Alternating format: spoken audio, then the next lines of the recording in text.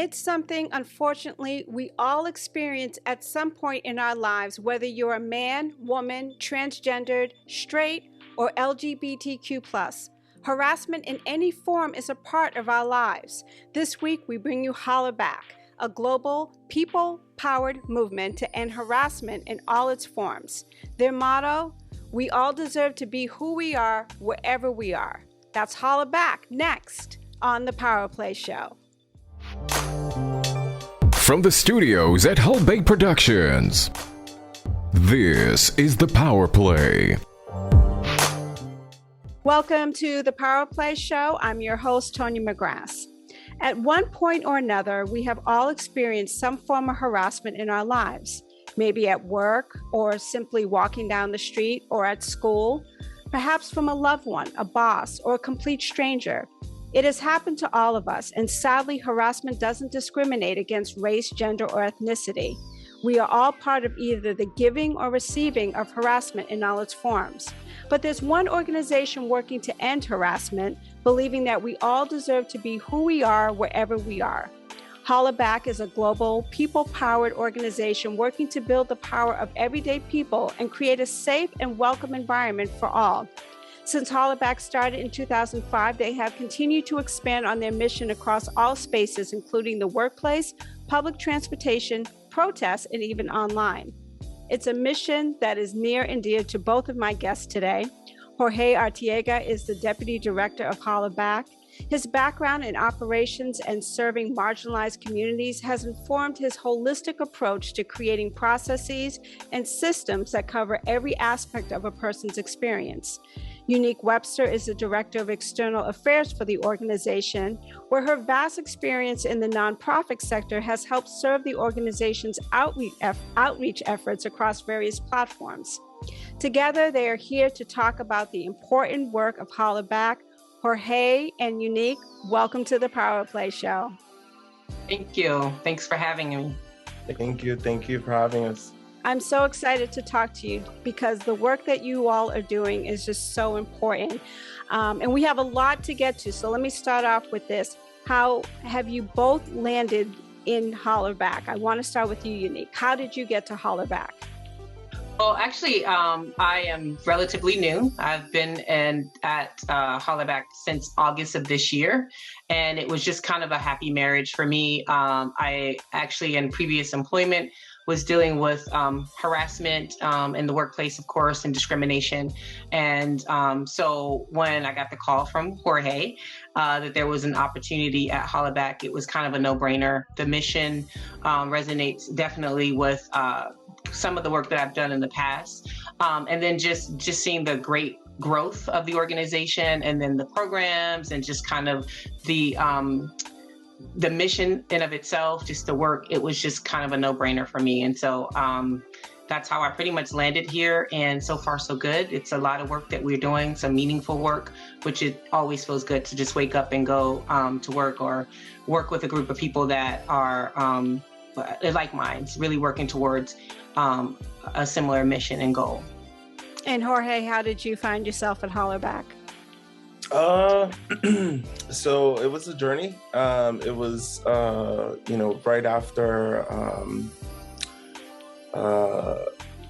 I was working at Color of Change. And I thought when I got to Color of Change, like, this is it. This is where I'm gonna be for forever and ever. And I love that I love the organization because it taught me a lot of what I know today and helped me in my career. So I remember feeling like I want to be doing so much more. I still want to be on the ground. Like I want to be doing some directorial work, but I also want to be on the ground in a sense and feel like I'm building something because that's why I feel like I thrive.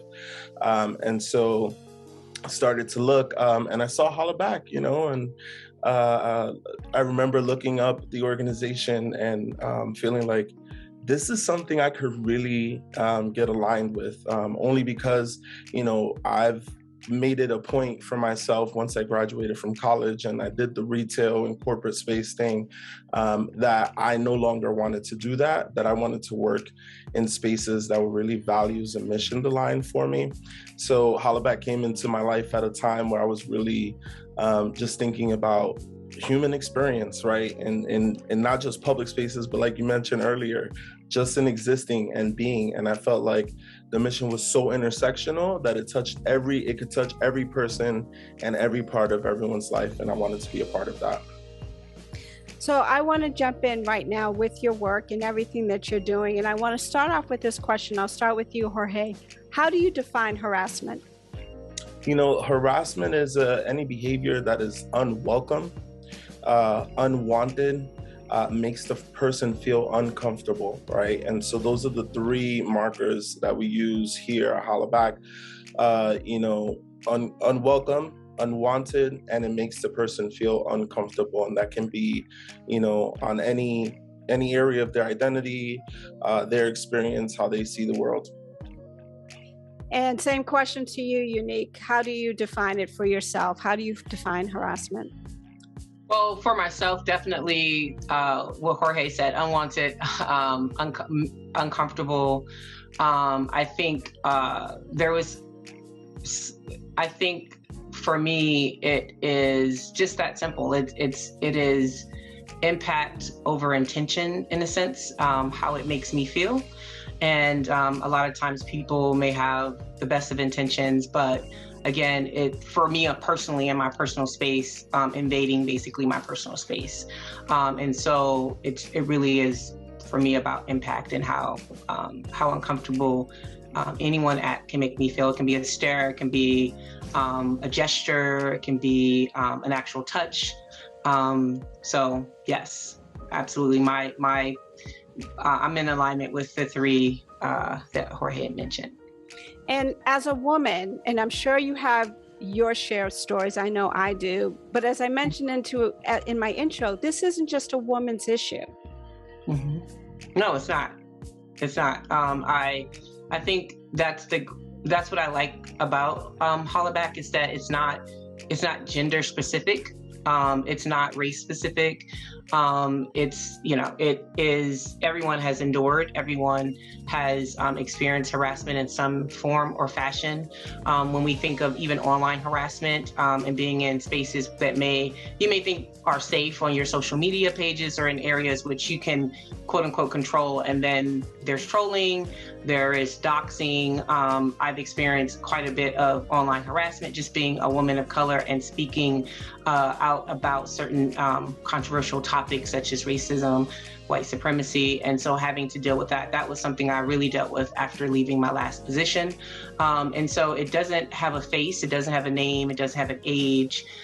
It happens, right? And it can happen in any space, online, offline. And so also just welcoming that comfort and safe space too for men as well, because men experience it just as much as women, but sometimes they may not feel they have a safe space to talk about their experiences. And I do, again, just kind of love that we create that opportunity for people to share their stories, no matter their economic background, their race, their gender. And so, yeah, it just doesn't happen to women. It happens to everybody. I think everyone can relate to that, to harassment or being harassed in some form or fashion. And Jorge, I want to talk about the men a bit, because I know it can be difficult for men to talk about being harassed, and it challenges issues of masculinity and toughness and all these kind of factors or these characteristics that we associate with being men. But the reality is that men are just as much victims to harassment as any other person. Yeah, that is correct, Tanya. Men, I think the misconception also that men who get harassed, it's probably because they're gay, or because it's like, no, actually, maybe it's because they present as a female, right? Or because they're a person of color, or they have disabilities, or any intersection of those identities, right? I think we are in a place where we see the tide turning a little bit, but men still, to some, I know, at least in my experience, in my circles, I identify as Afro-Latino, Puerto Rican, and Cuban. So in my family, the men in my family, they still don't, they wouldn't see that as harassment. They're like, oh, are you talking about stuff that happens at work, right? When they ask me, what do you do for work? And I'm telling them, I do anti-harassment work. They're like, oh, that's what happens at work. I'm like, no. I'm like, you've been harassed? No, I've never been harassed. It's like, really? Well, tell me your story. And you start talking to them. And as soon as you start talking to them, they'll tell you something. You're like, that's harassment, right? Mm-hmm. Well, now that you say that, it's like, yeah, I think one of the conversations I've had recently, it's around, when the behavior happens to who, then when do we label it harassment, or how does it happen, right? Just not knowing that, guess what? We're not programmed to see that we all are capable of causing harm to one another, regardless of where you are on the gender spectrum or your race. And Jorge, talk a bit about what types of harassments there are, because just as you alluded to, people may not even understand some of the subtle forms of harassment. So can you just talk about, give us some examples of what types of harassment are out there? Yeah. And actually for this, I'd like to pull in one of the resources we use at Hollerback. It's called the Spectrum of Disrespect.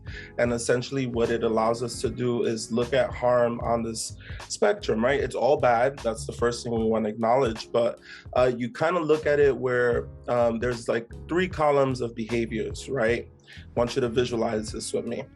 And on the left-hand column, you have some more microaggressive, disrespect, forms of disrespect, right? So in there, you might find, this idea of the perpetual foreigner, where people are constantly asking, where are you really from, right? Folks, microaggressions around your hair, potentially assuming that everyone from a neighborhood, or because, you're Black or brown, you can't afford this, kind of some assumptions that are made where folks aren't overtly, right? They're not being nefarious or trying to be negative towards you. It's just who they are. Then you move into that middle column, right? And that middle column is where we start to see some of those behaviors now escalate and materialize. That's where we start to see a culture of disrespect towards women, towards Black folks, overtly not wanting to support initiatives for those communities. This is where we see jokes starting to become okay, that sort of behavior. And then eventually what happens is we get into this last column, which is the worst behaviors, right? The ones that we see on the news. This is all the isms, the phobias, where we start to see them manifest, and they become assault, sexual assault, abuse, doxing, your information being released online. So what we try to get folks to understand is that, there's things that we can do in the earlier, the kind of lower risk forms of disrespect, the microaggressive forms of disrespect, that will then allow us to stop the harm from ever growing and becoming this more egregious behavior later on, like harassment. Right. And talk about how, in terms of outreach, who you're hoping to reach with Hollerback. I know you were at Fayetteville State University last week, and that's where I first met you both. Is it primarily young people, older people, workplace people? Who was the outreach targeted to? In Fayetteville, I would say in Fayetteville with citizens. We partnered with the City of Fayetteville and the Human Rights Commission, and also Fayetteville State University. So I think ultimately it was citizens of Fayetteville, and I'll pass it also to Jorge to talk about some of the youth initiatives. But ultimately, again, we were trying to reach a vast majority to be able to experience the stand-up against street harassment with our partners L'Oreal. And we are in the mix of the 16 days of activism. And so that was basically what that initiative going to Fayetteville was all about. And again, we're still within the campaign. We do have some great youth initiatives that we're just kicking up. And I think one of the videos that you have is our Super Ally 5Ds with our partner at the Worry Show. And I'm just going to pass it to Jorge. He knows a bit more about the initiatives on his side. But yeah, so that again, Fayetteville was all about reaching the residents. Yeah, I think Unique, thank you so much for that. You really kind of you pretty much laid the groundwork for, but essentially, you know, Hollerback, we want to continue to reach communities and not just focus on the big cities, right? Where some of our work, you know, Hollerback being founded here in Brooklyn, New York City, where I say here because that's where I am. You know, folks, some of the feedback we've received over the years is like, hey, you know, there's folks in other communities that aren't in big cities like, you know, New York or LA or DC, you know, look out to those communities. And so we felt going to Fayetteville, I was like, Fayetteville's big enough city, but it still has that, you know, that community still, you know, vibe. So I thought it would be a good way for us to see how can we partner with a community who's actually wanting to make this change, who's open and welcome to the initiative, and really seeing, you know, how are people going to engage with it. And it was, you know, I thought we did a wonderful job. I think moving forward, we want to definitely use that approach and continue to go to even smaller cities and towns and really partner with local organizations. And when we say organizations, not just other nonprofits, but, you know, whatever organization is really driving people in that community, those are the people we want to work with because we want to essentially get out to the community. So we see some of that in our movement building work. Unique talked about our work for children. So we are looking to adapt, and I've already started with some of the videos she mentioned, but adapting our curriculum to reach ages 3 all the way to 17, which is exciting. And so we're in the final stages of doing that, putting together curriculum for teachers. And yeah, you know, I feel like a new and exciting opportunity just is constantly rearing its head when you think it's like, oh, we've done so much at this point. Nothing else could possibly happen. And then something else does, and it's pretty exciting, so. Well, we need to take a quick break. More on the organization Hollerback when we return. You're listening to the PowerPLAY Show. Hi, I'm Tonya McGrath, producer and director of the upcoming film project, More Than Our Skin. I decided to make this film because I saw a need to let the stories of those living with vitiligo be heard. That it's more than the spots you see. It's the feelings, the depression, the community, and the lives of those impacted by an autoimmune disease with no known cure. More Than Our Skin plans to tell the stories of a diverse cast of people who are willing to share their journeys, many for the first time, as they make positive steps to bring understanding, inclusivity, and acceptance to this widely misunderstood disease. It is my hope that this film will change lives, not just for those with vitiligo, but for the wider audience who will understand once and for all that it's more than our skin. Thank you.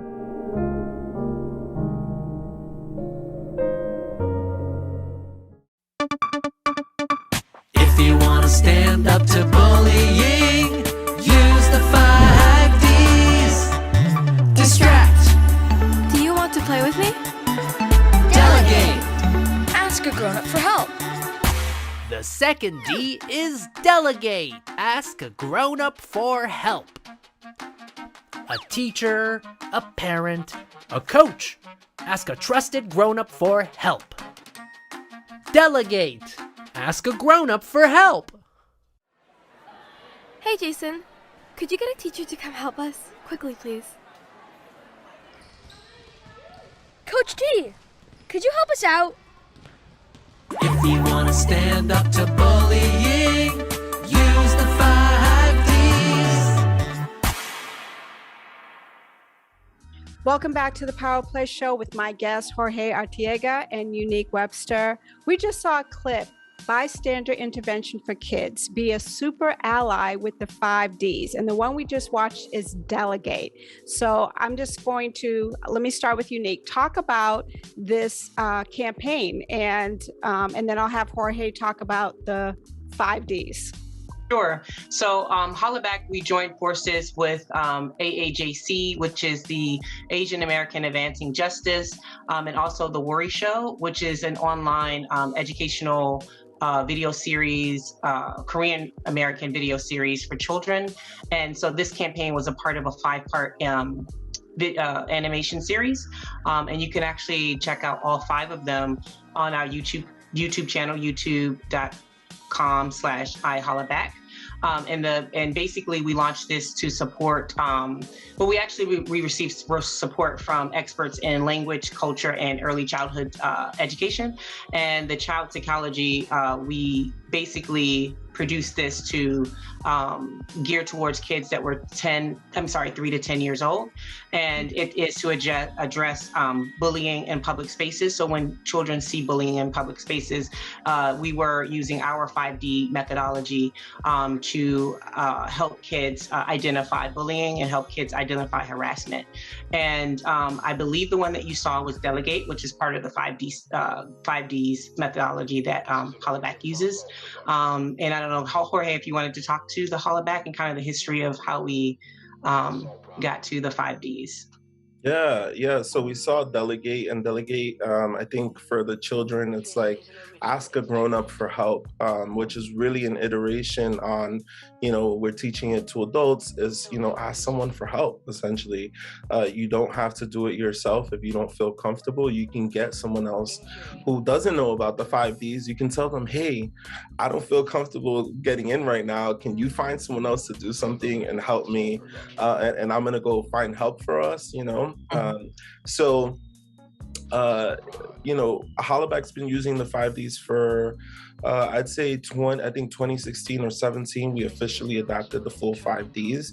We started out in 2012 because we had a story analysis where essentially we were looking at all of the stories of harassment that have been shared with us up until that point. And one of the common thread lines, we did the story analysis with Cornell. I believe professor's name was Beth Livingston, or the researcher who supported us. And one of the through lines that we saw was that the only good thing that ever happened to folks when they experienced harassment was when someone supported them, someone showed up to help them, and that it helped reduce the trauma that folks experienced related to that incident. In fact, what we saw is that folks were further traumatized by the fact that no one did anything when they experienced harassment. So we did some research and saw that Green Dot is an organization that does bystander intervention. I think they've changed their name now to Altruistic. But at that time, Green Dot, they were doing bystander intervention on campuses. And we thought this is a good solution. So I believe Emily at that time met with them and they agreed that it would be a good approach to addressing street harassment, a new one. And so we started to teach the 3Ds of bystander intervention. I believe a little bit later, we ended up adding delay based out of some of the feedback we received from folks who not only attended training, but also who were sharing stories, right? That someone checking in with them after the fact significantly helped reduce the trauma that they were experiencing.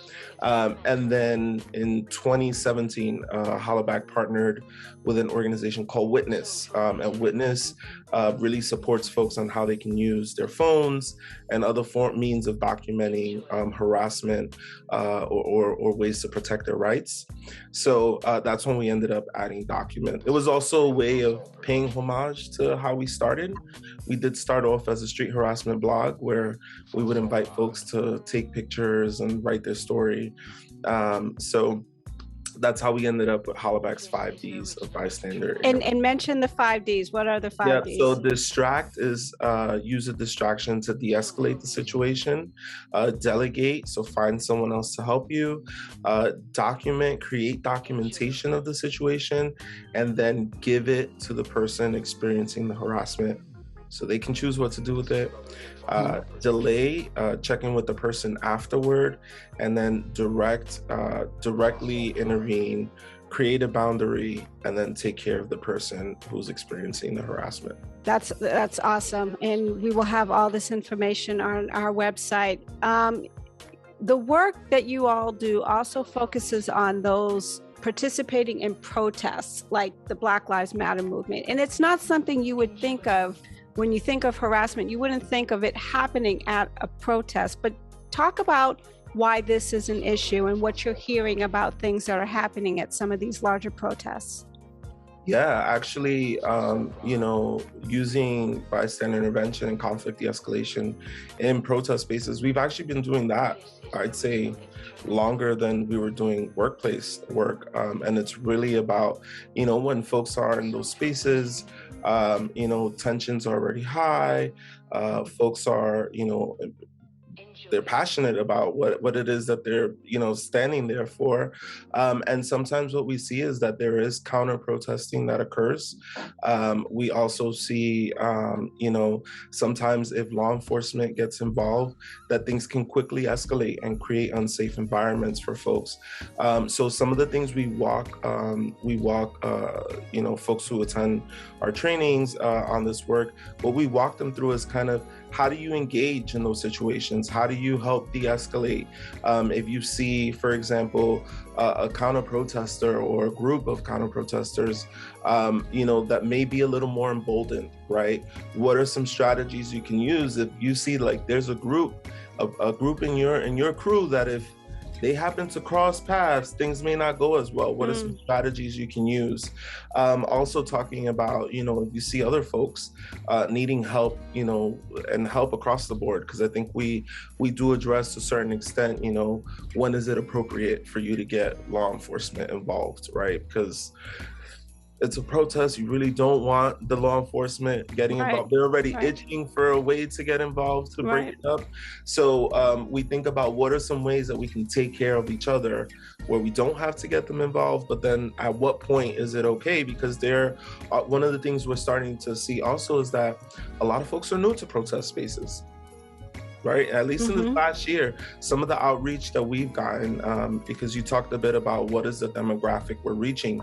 Historically, Hollerback's demographic was like, I'd say 30s, late 20s, 30s, women, a lot of white women, right? But some women of color. And I'd say more recently in the last couple of years, that demographic is shifting and we're seeing a lot more younger folks. So we're actually seeing an increasing population 18 to 24.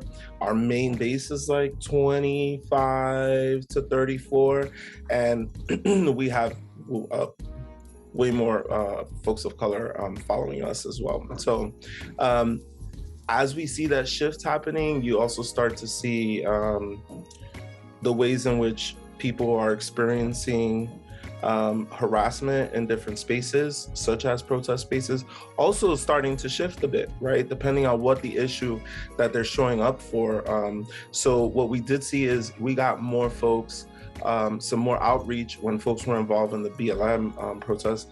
And we actually did for folks doing stuff around voter suppression, election work later on in that year, in last year, November, which I anticipated that we would probably get like equal, also considering all that was happening in the country at the time.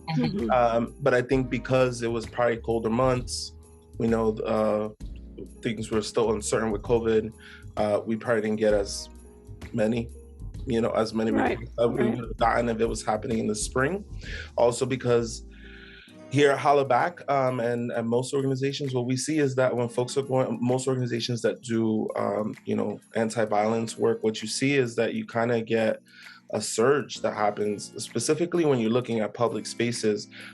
You get a surge that happens around the warmer months when folks are starting to now come back out and interact with each other. So I think all of those factors kind of fed into what we were seeing that folks wanted for those spaces. And the tensions are so high. I mean, we just saw the result of the Kyle Rittenhouse trial, and this is the young, then 17-year-old who went to a Black Lives. I think there was a gentleman in Wisconsin who was killed, and so he went to the protest. And we all know what happened with that. And I think I wonder how difficult, and Nick, you can answer this, it is to kind of just kind of quell those really high tensions, particularly when you're right in the middle of it. I can only, we all argue with our spouses and friends or whatever. And my biggest thing is like, if you tell me to calm down, that just is ramping me up another couple of notches, right? But it really is part of the process. So how would you even begin to start to like manage those kind of high tension spaces? Well, I think from a Hollerback's perspective and training, that's partly, of course, the reason for training. And I think when you do attend the training, you realize how simplistic it is to kind of intervene. I know for me, it was even a scary thought because I resonate more with direct. So if I saw someone being harassed, I would directly go, and try to intervene. But I think after just kind of witnessing a training and going through the training, it felt much more comfortable, and it felt much more the right thing to do, right? And so in those moments, I have something to defer to. I have something to say, okay, I've learned X, Y, and Z, and I can put all that I learned in that hour-long training to work. And it's so simple. It's very simplistic. On a personal front, I have always kind of practiced critical thinking, and in those moments, I understand that when emotions fly, if you engage emotionally, it's only adding fuel to the fire. And so, aside from on a personal front, I would, kind of just recommend that critical thinking, to trying to be objective and taking your feelings out of it. Of course, it's always easier said than done. And so that's where training comes into place. Once you've been able to identify the kind of correct steps to go about to be a bystander and also just to be an ally for yourself too, as well. I think you're able to put things that you've learned into use. So I've just kind of, I grew up with a father who was pretty militant. He hates me to say that word, but I think there's some positivity in that. One being disciplined, just being disciplined and really taking us through those steps that you've witnessed during the civil rights movement, where they've done training and how do you stay calm and how do you not be emotional about certain situations that, to be quite honest, there's no justification for people spitting in your face or attacking you or harassing you. But in those moments, I went through some of that training as a young kid. So I was able to tap back into that during those moments where harassment occurred. But then also being a part of this organization and seeing that just sitting there and not doing anything isn't helping either, right? And so how do I take the culmination of things that I've learned in my childhood and then actual training and be able to put that into work? And I think, so from a personal perspective, I kind of had a cheat sheet growing up, from a professional standpoint, just going through the training and realizing that it's really very simple, and the 5 Ds allows you to choose how you want to be an ally and how you want to intervene, right? So we're not saying do it this way or that way. There's options for everyone to whatever they feel comfortable. And Jorge, talk a bit about your work with harassment in public transportation spaces, because I don't think we hear stories, we see things on social media and we're like, oh, that's crazy, but it probably happens more than we even realize that it's going on. And that maybe other people are witnessing you I remember somebody saying, hey, that guy is looking at you weirdly. And I kind of like shrugged it off. This was many years ago. But then it's like, that's kind of speaks to the work that you guys are doing. Yeah. In transportation, here in New York City, I was giving the trainings down in Fayetteville last week, and at one point I remember I said, man, if these folks ever go up to New York City, they're not going to want to get on the subway after listening to all the stories I shared, because sadly a lot of the stories that were shared or are shared with us do happen on public transportation. It's one of the prime spaces for harassment to occur, and because you have folks from all walks of life, right? In transportation, taking public transportation. I know, in terms of work that we've done earlier this year, we partnered with Borough President here in Brooklyn, Eric Adams, to make a call out to the MTA to provide some funding so that we can train riders, right, on what to do if they saw folks experiencing harassment. Emily worked with DC and their transportation system to actually have, I believe, one of the first of its kind in the nation, but street harassment kind of campaign on public transportation, on what you could do, ways that you could show up to support folks. And recently, even what we've seen on the SEPTA in Philly, right? We were like, hey, y'all, we have a training that you can support, we can show up into this with, and really, that's the approach that we want to be taking. It's not criminalization, right? Because we know the moment that this becomes criminalized, who's going to get targeted? Right. Communities of color, right? Right. So it's how do we take a preventative approach through providing folks with education and giving them tools to be able to provide that community care for one another. And so I think what we'll see in the next couple of years, I know a mission that I have, and anyone on the team can tell you that when I'm on a mission, and it's really to start hitting up these major transportation systems and saying, hey, y'all, this is simple. You can get folks, and that's all we want. We just want folks to come. Once they come to the training, we can do the rest. I promise you, once they come, the first 5 minutes with us, they're like, these are my people. I want to hang out here. I want to learn more. I want to know how I can show up for other people. We just need to get the word out there. So transportation is a very big area for us in terms of public spaces. And in that work, in that space, are transportation companies responding well to this? I mean, are you getting any pushback like, we really don't want to delve into that? We haven't gotten no flat out pushback. I say a little slow to move. Yes, a little slow to move. So, we had some folks, with SEPTA, they had us train some of the people internally, which was great. On our stand-up campaign, we were able to, I believe, train some folks from MTA on our stand-up campaign as well. So it's not that they're not receptive to it. I think they're just a little slow to move. And the investment that needs to be made is a little more significant, right? We want to if we're going to make something for riders, we want them to feel confident, safe about using them, then we want to make sure that it's actually it applies to this city experience, right? Because folks taking public transportation in San Francisco versus taking it in Manhattan versus in Boston, it's public transportation. The experience is a little bit different. What they're seeing is a little bit different, and we need to take all those things into account. I mean, even just having billboards with the 5 Ds up on buses and trains, I mean, that would be enough for people to just kind of so all you transportation companies, step up. We need to take another quick break. We are with Jorge Artiega and Unique Webster from the organization Hollerback. You're listening to the PowerPLAY Show. I'm so happy that I'm finally done with this. It's like I'm nervous, but I'm excited. I am so proud of you, love. Thank you so much. On that note, I'm gonna let you finish up. All right. I'll see you later, okay? All right, I'll text you.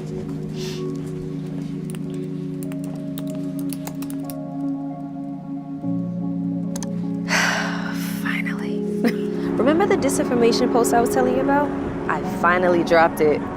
Yes, I'm actually super excited to see what it does and what's the feedback. Yeah. Hold on 1 second.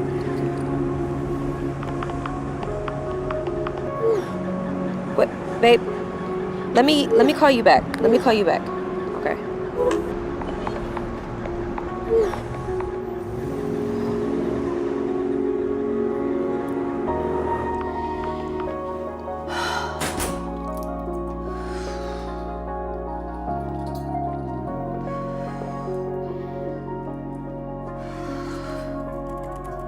Women journalists experience online abuse just for doing their jobs. On HeartMob, female journalists can find a safe space to share their stories, receive support, and access useful information through the Online Violence Response Hub. Sign up now on iheartmob.org.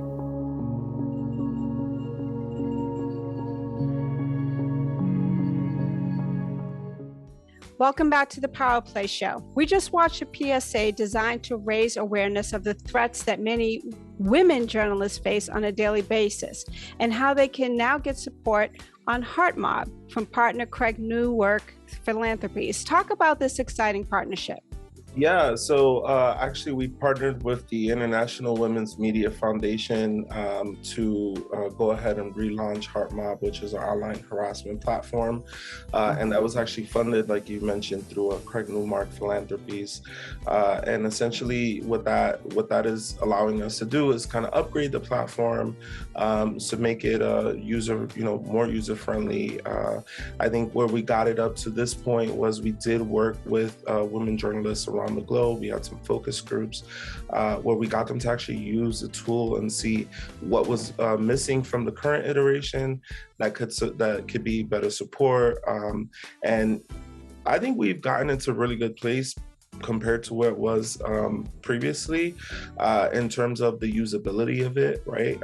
And when I say usability, we got a trauma expert to come in and actually look at the flow and what we were asking people to do when they were sharing their story with us, and really think about, the experience all the way down to how are we making sure we're not asking journalists to recount some of these experiences, right, that might be traumatizing to them.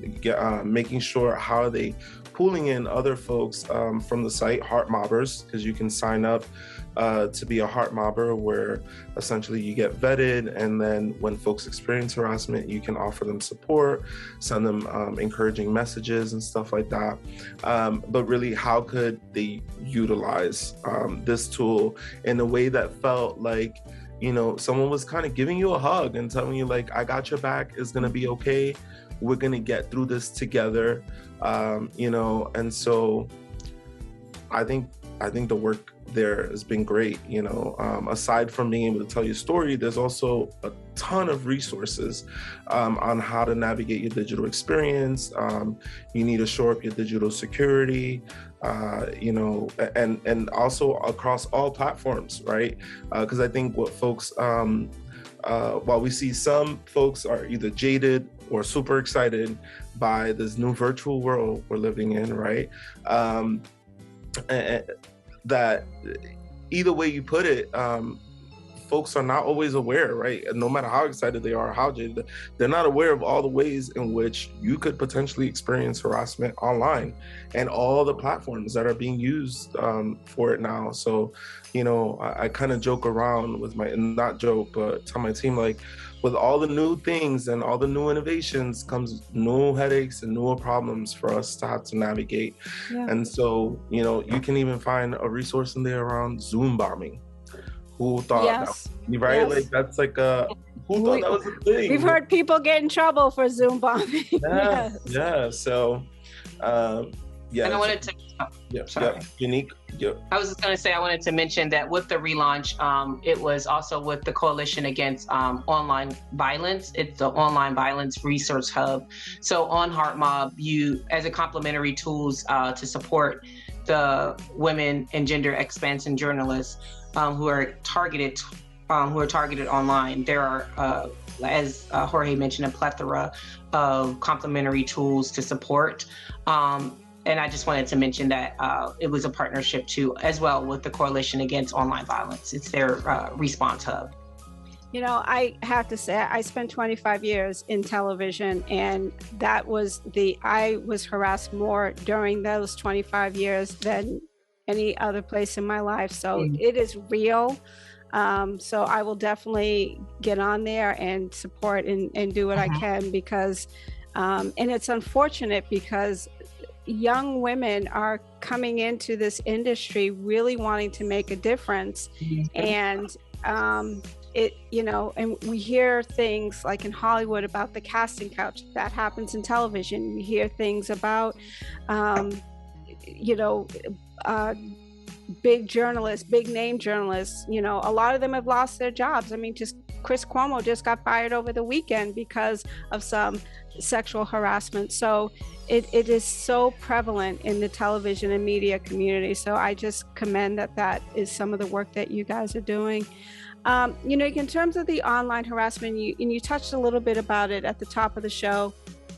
What can we do to help, I guess, protect ourselves in a way? I know that social media that's just a vast vortex that you can never ever try and get a handle on. But what can individuals do themselves to kind of just protect themselves? Because being mean hurts, and you can't unread certain things. So what are your thoughts about that? Yeah, I think some of the tips that we share with folks, definitely, if you can, you have the means to, but try to get your information off of public websites as much as you can. How do you get your data down from all these pages? That's one step. 2, looking at your digital security, make sure you're not using the same passwords for everything. Make sure you're using 2-step authentication, verification, right? All that stuff, where I think folks, I won't lie, up until I started working at Color of Change, where we were seeing an increased risk for harassment happens when you're doing a lot of digital work and digital campaigns, right? But before that, I didn't think it was wow, that's just an extra step that I have to go through. And I tell folks, no, that's the extra step you want to go through, because that's what's going to protect someone from potentially getting into your account, using your information, and doing God knows what with it. Some of the other things we share with folks, if you don't recognize a message or request, so don't click on it, right? Don't accept it. If you're getting messages with very random links in them, don't click on them, right? Verify if you can. Report. One of the things about reporting, though, that folks don't realize is, before you report something, document that thing. So if you can screenshot it, take a picture of it, whatever it is, because once you report it to the channel, they'll remove it, right? And then you don't have proof of this thing ever having happened. So there's a few steps. First, protecting yourself. One, and how do you do that? Your digital hygiene. It's a thing now. People should, right? The same way we got to keep up with your what is it, your checkbook at the end of the month, balancing the check, right? And your bills is the same thing. You got to keep up with your digital security. And then once you do that, looking at when you have this experience of harassment, because unfortunately that's the world we live in. It can happen, and for some people it does happen, right? What are the systems that you have in place to really take care of yourself? Some strategies, we recommend for people, is there someone that you trust that you can give all of your passwords to for social media, who potentially can go in there on your behalf, so you are not having to look at these comments written about you or on your account, that can go in and maybe set up certain security settings, report things for you, right? Thinking about maybe you need to take a break. Some people do that. They ghost out their profiles. Is that something you need to do? What is your plan? Your plan to take care of yourself, or your backup? That's really something people need to think about, and you take more and more seriously based on how bigger and bigger your profile is, right? Or your platform is. Yeah. So, I hear a lot, and you kind of brought this up throughout our conversation as we're winding this down, but what a question I want to ask you, and I'll start with you, Jorge. What does self-care mean to you personally? Yeah, to me, self-care is those tools that I, turn to or rely on when I find myself in a moment of adversity or stress or frustration or just needing to be grounded. These tools that I can go to provide me with my 5 minutes. And I say my 5 minutes because I know myself.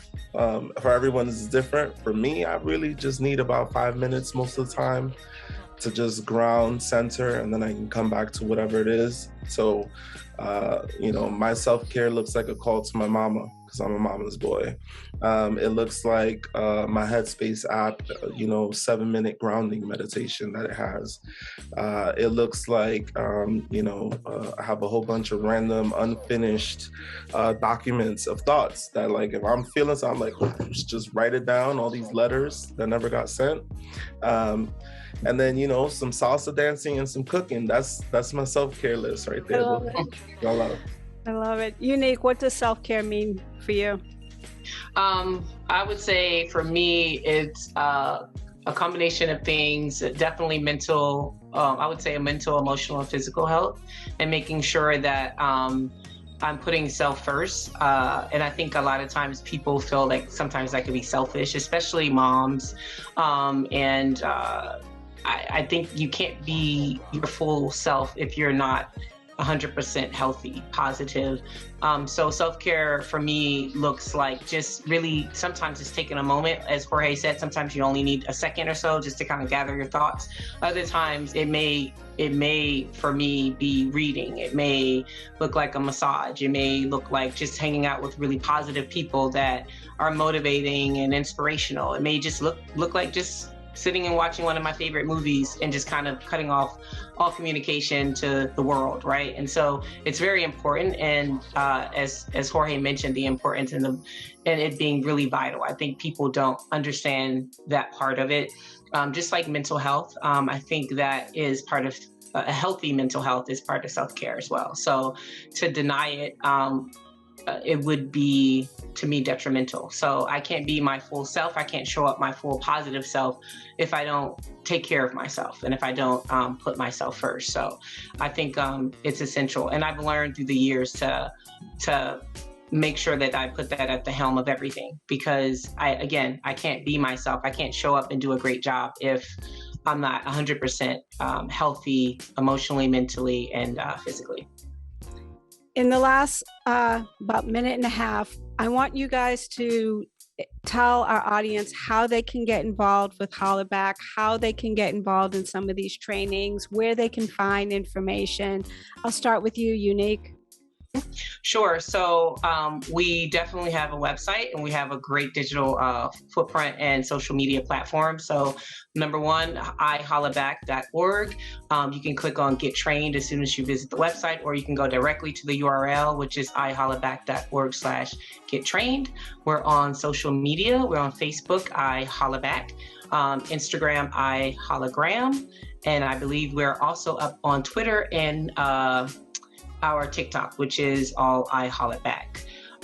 So I don't want to tell you what to say, Jorge, but I do want you to mention the book that's coming up as well. So I'll pass that on to Jorge, who's a co-author of the book. Yeah, co-author of the book. I've Got Your Back, the indispensable guide to bystander intervention when you witness harassment in public, at work or online, and it's written by myself and our co-founder and executive director, Emily May. That's actually, I think we're going to pre-sales now and getting ready to launch or go publicly be for sale May 11th. So pretty exciting. We actually just got the hardcover of the hardcover sent to the office, so it's pretty exciting. And what people can expect from the book is essentially it's more than, it's kind of modeled by our training, but it's more than that. It gives folks the space. It is a personable book, so there is space for folks to really immerse themselves and put themselves in some of the situations that they, that we might witness, that we talk about, that we see in the news, and really have time to process, what their experience of that would be, and how would they show up into all of that. Like, what would be my way of showing up? What form of, which one of these is my superpower, right? And so I'm excited about it because we've talked about it, envisioned it for a while. We got it, it's something we get from people who take the training.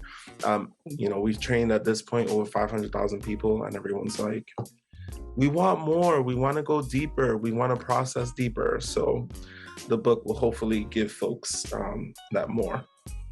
Well, I know if you guys are ever in Boston, I have organizations that would so benefit from the work that you're doing. And, I want to get the information for the book and put that on our website so people can pre-order their books, and congratulations on that.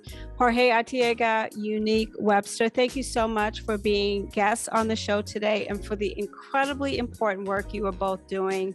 We will have the hollaback.org link on our website for more information.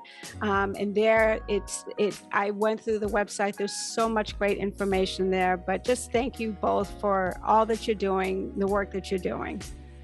Thank you. Thank you.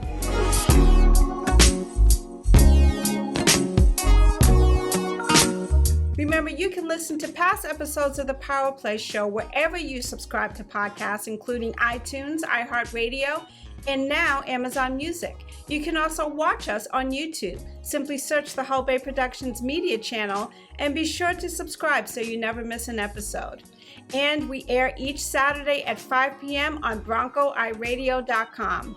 So be sure to tune into a new episode of the PowerPLAY Show each Thursday, wherever you subscribe to podcasts, or on our YouTube channel by searching the Hull Bay Productions Media channel, or simply visit thepowerplayshow.com. Until next time, I'm your host, Tonya McGrath. Be well and stay safe.